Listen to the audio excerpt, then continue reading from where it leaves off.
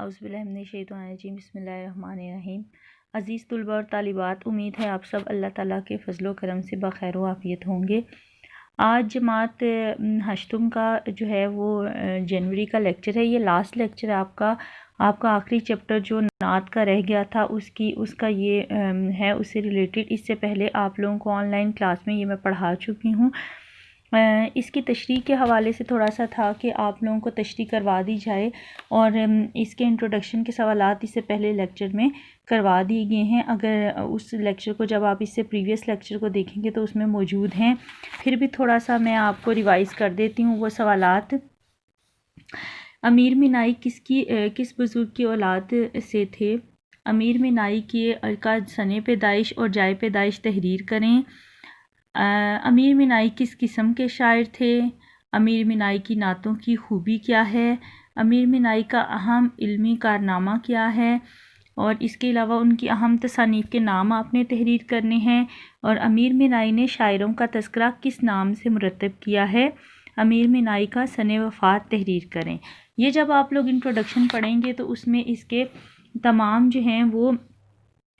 جوابات بھی موجود ہیں، اور ان سوالات کو مد نظر رکھتے ہوئے آپ لوگ اور بھی سوالات بنا سکتے ہیں، ٹھیک ہے۔ اب ہم مقاصد تدریس کی طرف آتے ہیں۔ طلباء کو نعت کے معنی اور مفہوم اور اہمیت سے آگاہ کرنا کہ اس کا مفہوم کیا ہے، اس کے معنی کیا ہے، اور کیوں جو ہے ہم نعت پڑھتے ہیں، اس کی کیا اہمیت ہے۔ طلباء کو نبی پاک صلی اللہ علیہ وآلہ وسلم کی ذات و صفات کے مختلف پہلوؤں سے آگاہ کرنا۔ طلباء کے دلوں میں رسول پاک صلی اللہ علیہ وآلہ وسلم کی عقیدت اور محبت کو اجاگر کرنا۔ اچھا جی، سب سے پہلا شعر ہے، بے شک آتی مدینے سے تو ہے صبا، بے شک آتی مدینے سے تو ہے کہ تجھ میں مدینے کے پھولوں کی بو ہے۔ اس شعر میں امیر مینائی نبی پاک صلی اللہ علیہ وآلہ وسلم کی ذات سے اپنا قلبی تعلق بیان کرتے ہیں، اور اس کو بڑے اچھوتے انداز میں یہاں پہ انہوں نے بیان کیا ہے۔ وہ یہ کہتے ہیں کہ صبا کہتے ہیں صبح کی ہوا کو، تو وہ کہتے ہیں جو صبح کی ہوا ہے اس کی میں جو تر و تازگی ہوتی ہے، جو خوشبو ہوتی ہے، اس سے ایسا محسوس ہوتا ہے کہ جیسے وہ ہوا مدینے کے گلی کوچوں کو چھو کر آئی ہے۔ اور یہاں پہ شاعر نبی پاک صلی اللہ علیہ وآلہ وسلم سے اپنا اس قدر مستحکم تعلق ظاہر کر رہے ہیں، اس قدر جو ہے وہ اپنی وابستگی ظاہر کر رہے ہیں کہ وہ کہہ رہے ہیں کہ ایسا لگتا ہے کہ مہکتے پھولوں اور ہوا کے جھونکوں پر یہ گمان ہوتا ہے کہ وہ نبی پاک صلی اللہ علیہ وآلہ وسلم کے غنچوں اور کلیوں کی بوباس اس میں بسی ہوئی ہے، اور نبی پاک صلی اللہ علیہ وآلہ وسلم کے در کی فضاؤں یعنی کہ مدینے کا یہاں پہ ذکر کیا گیا ہے کہ مدینے کی فضاؤں کی خوشبو جو ہے وہ صبح کی ہوا میں مجھے محسوس ہوتی ہے۔ ہر ایک جھونکا ہوا کا دیتا ہے پیام ان کا کی مانند جو ہے وہ شاعر نے اپنی یہاں پہ بات بیان کی ہے۔ اب شعر نمبر 2 دیکھیے گا۔ سنی ہم نے طوطی و بلبل کی باتیں، تیرا تذکرہ ہے تیری گفتگو ہے۔ اب اس شعر میں شاعر بڑے خوبصورت انداز میں بیان کر رہے ہیں۔ دیکھیں نبی پاک صلی اللہ علیہ وآلہ وسلم پر کی شخصیت کا جب ہم ذکر کرتے ہیں تو ہم یہ کہتے ہیں کہ ان کی تعریف و توصیف زمین و آسمان میں ہر چیز جو ہے وہ ان پر درود بھیجتی ہے۔ تو یہاں پہ اس شعر میں شاعر امیر مینائی کہتے ہیں کہ اس کائنات میں اللہ تعالیٰ کی ذات کے بعد جس شخصیت کی سب سے زیادہ تعریف و توصیف بیان کی گئی ہے وہ رسول پاک صلی اللہ علیہ وآلہ وسلم کی ذات ہے، اور مختلف پرندے اور مخلوقات بھی یہاں پہ نبی پاک صلی اللہ علیہ وآلہ وسلم کی ذات و صفات کا ذکر کرتے ہیں۔ اور اس شعر میں شاعر کا ہم اس طرح سے یہ مفہوم بیان کر سکتے ہیں کہ بلا تفریق و امتیاز، نسل و رنگ، مذہب، ملت، ہر ایک نے نبی پاک صلی اللہ علیہ وآلہ وسلم کی ذات مبارکہ کو موضوع سخن بنایا ہے، اور یہ سعادت اور برکت ہر انسان نے حاصل کرنے کی کوشش کی ہے۔ اور اس کے ساتھ ساتھ تمام بنی نوع انسان جو ہیں ان کے لیے ایک جو ہے وہ مینارہ نور ہے جو نبی پاک صلی اللہ علیہ وآلہ وسلم کی ذات ہے۔ دوسرے معنوں میں ہم یہ کہہ سکتے ہیں کہ شاعر جب بھی کوئی سریلی آواز سنتا ہے، جب بھی کوئی دلکش آواز سنتا ہے، جب بھی کوئی نرم اپنائیت بھری آواز سنتا ہے تو اسے یہ گمان ہوتا ہے کہ نبی پاک صلی اللہ علیہ وآلہ وسلم کا انداز گفتگو بھی ایسا ہی سہانا اور دلکش ہوگا، اور ہر ایک کو اپنی طرف اسی طرح کھینچ لیتا ہوگا۔ اب ہم آگے چلتے ہیں شعر نمبر 3 پر۔ جیوں تیرے در پر مروں تیرے در پر، یہی میری حسرت یہی آرزو ہے۔ اب اس شعر میں شاعر امیر مینائی نے اس خواہش کا اظہار کیا ہے کہ وہ نبی پاک صلی اللہ علیہ وآلہ وسلم کی تعلیمات اور احکامات کے مطابق اپنی زندگی گزارے اور ان کی تعلیمات کی پیروی کرتے ہوئے اس دنیا میں سے چلا جائے۔ اور یہاں پہ یہ بھی بیان کر رہے ہیں کہ اس دنیا میں کامیابی اور کامرانی کا سرچشمہ صرف نبی پاک صلی اللہ علیہ وآلہ وسلم کی ذات ہے، اور یہ کہ اگر ہم کیونکہ نبی پاک صلی اللہ علیہ وسلم کی ذات قرآن پاک کا چلتا پھرتا نمونہ ہے، اور اللہ تعالیٰ نے جس طرح سے ایک مسلمان کو زندگی گزارنے کا سلیقہ بتایا ہے وہ نبی پاک صلی اللہ علیہ وآلہ وسلم کی ذات میں ہمیں ملتا ہے۔ اب یہاں پہ یہ دوسری سورہ یہ بھی بیان کریں کہ آخرت میں اگر کوئی انسان جو ہے وہ نبی پاک سے کوئی مسلمان نبی پاک صلی اللہ علیہ وآلہ وسلم کی اسوہ پر عمل کرے گا تو اسے دنیا اور آخرت دونوں میں کامیابی حاصل ہوگی، اور ہر مسلمان بلکہ ہر انسان کو نبی پاک صلی اللہ علیہ وسلم کی زندگی سے جو ہے وہ رہنمائی حاصل کرنی چاہیے، اور بالکل اسی طرح کوشش کرنی چاہیے زندگی گزارنے کی جس طرح سے نبی پاک صلی اللہ علیہ وآلہ وسلم اس دنیا میں گزار کر چلے گئے ہیں۔ اب یہاں پہ شاعر نے یہ بھی بیان کیا ہے کہ یہ بھی بلکہ ایک طرح سے نصیحت بھی کی ہے اور خود بھی اس نصیحت پر عمل کرنے کی کوشش کی ہے کہ ہمیں اس دنیا میں جو ہے وہ نبی پاک صلی اللہ علیہ وسلم کی تعلیمات کو اپنانا چاہیے تاکہ ہماری دنیا اور آخرت سنور جائے، اور آپ صلی اللہ علیہ وسلم کی زندگی چونکہ تمام انسانوں کے لیے کامل اسوہ حسنہ ہے، یہی وجہ ہے کہ امیر مینائی نے اپنے دل و جان کو نبی پاک صلی اللہ علیہ وسلم پر قربان کرنے کی آرزو رکھی ہے، یعنی کہ وہ کہہ رہے ہیں کہ میں جیوں تو نبی پاک صلی اللہ علیہ وسلم کی زندگی کے مطابق اپنی زندگی گزاروں، اور اگر میں مروں تو آپ کی در کی خاک ہو جاؤں۔ کہ محمد سے وفا تو نے تو ہم تیرے ہیں، یہ جہاں چیز ہے کیا لوح و قلم تیرے ہیں۔ اب اگر آپ شعر نمبر 4 کو دیکھیں تو اس میں لکھا ہے جمے جس طرف آنکھ جلوہ ہے اس کا، جو یکسو ہو دل تو وہی چار سو ہے۔ اب اس شعر میں شاعر بڑے خوبصورت انداز میں کہتا ہے کہ اگر ہم اپنی تمام زندگی نبی پاک صلی اللہ علیہ وآلہ وسلم کے اصولوں اور تعلیمات کے مطابق ڈھال لیں تو ہم پھر نبی پاک صلی اللہ علیہ وسلم کو خوش کر سکتے ہیں ان کی زندگی کے مطابق، اور صرف نبی پاک صلی اللہ علیہ وسلم کو خوش نہیں کر سکتے بلکہ اللہ تعالیٰ بھی ہماری جس طریقے سے ہم نبی پاک صلی اللہ علیہ وسلم کی زندگی کو اپنے لیے کامل نمونہ بنا کر چلیں گے تو اللہ تعالیٰ بھی ہم سے خوش ہوں گے۔ نبی پاک صلی اللہ علیہ وسلم کی خوشی حاصل کرنے کے لیے کیا ضروری ہے کہ دن رات کا ہر لمحہ ان کی یاد ان کے دھیان میں گزرے، اور صرف ان کے نہیں اللہ تعالیٰ کیونکہ اللہ تعالیٰ کی رضا کا رستہ نبی پاک صلی اللہ علیہ وسلم کی ذات سے ہو کر جاتا ہے، جس طرف انسان کی توجہ اور دھیان جو ہے۔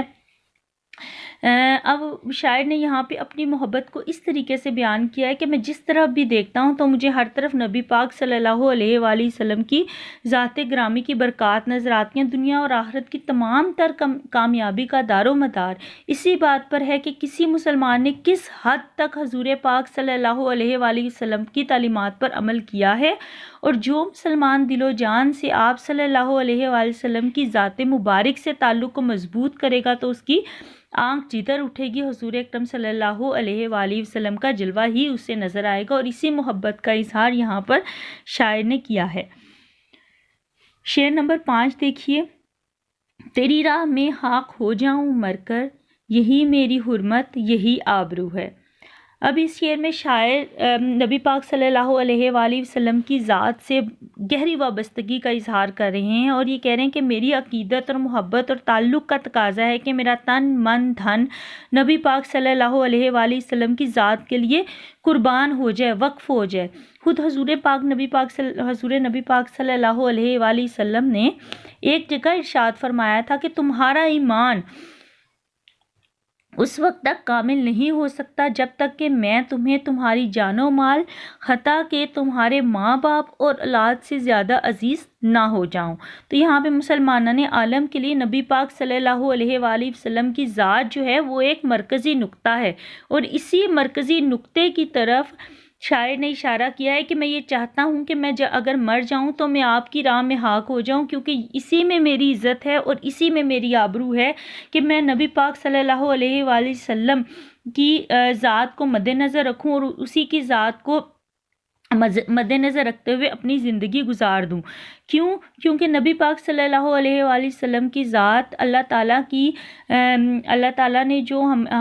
جس طرح ہمیں زندگی گزارنے کا ڈھنگ سکھایا ہے، جو چیز ہمیں بتائی ہے اور جو شریعت اور دین الہی کی صورت میں ہمارے پاس موجود ہے، اسی کو آپ صلی اللہ علیہ وآلہ وسلم کی وساطت سے ہم تک پہنچایا ہے۔ اور آپ صلی اللہ علیہ وسلم کی ذات کا احترام ہے کہ ہر مسلمان کا ذات کا احترام ہے کہ ہر مسلمان جو ہے اس کا ایمان اس وقت تک مکمل نہیں ہو سکتا کہ جب تک وہ نبی پاک صلی اللہ علیہ وآلہ وسلم کی ذات کو مد نظر رکھتے ہوئے ان کی ذات کے مطابق زندگی گزارنے کی کوشش نہ کرے۔ اب شعر نمبر 6 ہے، یہاں ہے ظہور اور وہاں نور تیرا، مقام میں بھی تو لا مقام میں بھی تو ہے۔ اب اس شعر میں شاعر بڑے خوبصورت انداز میں بیان کیا کہ نبی پاک صلی اللہ علیہ وآلہ وسلم کا جو جسد حاقی تھا، جو نبی پاک صلی اللہ علیہ وآلہ وسلم کا جو ظہور ہے وہ اس دنیا میں ہوا ہے، لیکن ان کا نور جو ہے وہ دونوں دنیاؤں میں موجود ہے، یعنی کہ اس دنیا میں بھی موجود ہے، مقام میں بھی موجود ہے، اور لا مقام یعنی کہ دوسری دنیا جو آسمانوں سے اوپر ہے وہاں پر بھی موجود ہے۔ تو کائنات کی تخلیق کا آغاز تو حضور نبی پاک صلی اللہ علیہ وسلم کی ذات اقدس کو خلق کر کے اللہ تعالیٰ نے کر دیا تھا، یعنی کہ اللہ تعالیٰ نے اپنے بعد جس ذات کو سب سے قبل تخلیق کیا تھا وہ حضرت محمد صلی اللہ علیہ وآلہ وسلم کی ذات تھی۔ لیکن یہ الگ بات ہے کہ آپ صلی اللہ علیہ وآلہ وسلم کا جسد حاقی جو ہے وہ دنیا میں تمام انبیاء سے آخر میں آیا، اور آپ صلی اللہ علیہ وسلم نے آ کر تمام رسولوں اور پیغمبروں کی شریعت کو بدرجہ کمال مکمل کر دیا اور توحید کی روشنی کو تمام تر آب و تاب کے ساتھ دنیا میں پھیلا دیا۔ لیکن آپ صلی اللہ علیہ وآلہ وسلم دنیا اور آخرت دونوں میں اپنے امتیوں کے لیے باعث رحمت ہیں، اس لیے کہ نبی پاک صلی اللہ علیہ وسلم کی ذات جو ہے وہی ہمارے لیے شفاعت کا ذریعہ ہے، کیونکہ نبی پاک صلی اللہ علیہ وسلم کی اپنی ذات جو وہ قرآن و سنت کی اگر ہم ان کی پیروی کریں اور قرآن کو فالو کریں تو ہم اللہ تعالیٰ کے احکامات کے مطابق زندگی گزار سکتے ہیں، اور یہی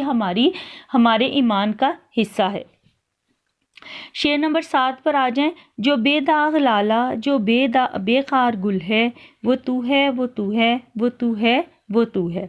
اب اس شعر میں امیر مینائی نے نبی پاک صلی اللہ علیہ وسلم کے حسن جمال کو اپنا موضوع بنایا اور یہ کہنے بے داغ لالا۔ اب جو لالا جو کہ بہت خوبصورت پھول ہے دنیا کا، لیکن کیا ہے کہ اس میں بھی ایک داغ ہوتا ہے، اور